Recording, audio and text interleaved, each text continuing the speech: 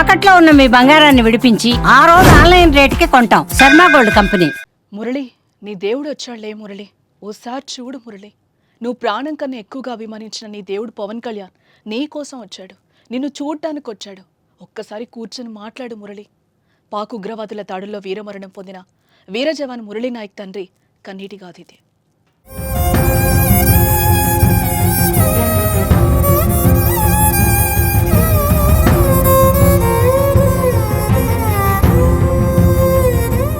కల్లితండ శోకసంద్రంగా మారింది. అగ్నివీర మురళీ నాయక్ అంత్యక్రియలతో యావత్తు భారతావని కల్లితండ వైపు చూసింది. ఆపరేషన్ సింధూర్లో భాగంగా ఈ నెల 9న పాకిస్తాన్ ముష్కరుల తూటాలకు కశ్మీర్లో అసువులు బాసిన ముడావత్తు మురళీ నాయక్ అంత్యక్రియలు ప్రభుత్వ సైనిక లాంఛనాల నడుమ కుటుంబ పెద్దల సమక్షంలో సంప్రదాయ పద్ధతిలో మృతదేహాన్ని ఖననం చేశారు. అంత్యక్రియలో పాల్గొన్న వారిలో ఎవరిని పలకరించినా భావోద్వేగాలే కనిపించాయి.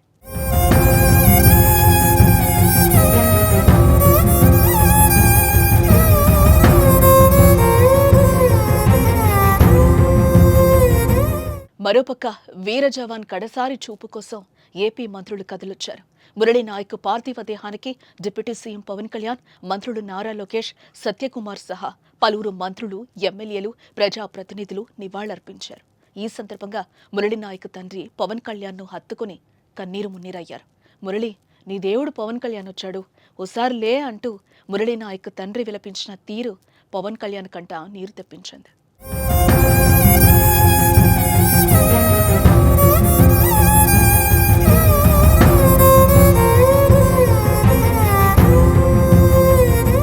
మరోపక్క మురళీ నాయక్ కుటుంబానికి రాష్ట్ర ప్రభుత్వం తరపున 50 లక్షల ఆర్థిక సహాయం, 5 ఎకరాల భూమి, ఇంటి స్థలం, కుటుంబంలో ఒకరికి ప్రభుత్వ ఉద్యోగం కల్పిస్తామని పవన్ కళ్యాణ్, నారా లోకేష్ హామీనిచ్చారు. అయితే వీర జవాన్ మురళీ నాయక్ పవన్ కళ్యాణ్కు వీరాభిమాని.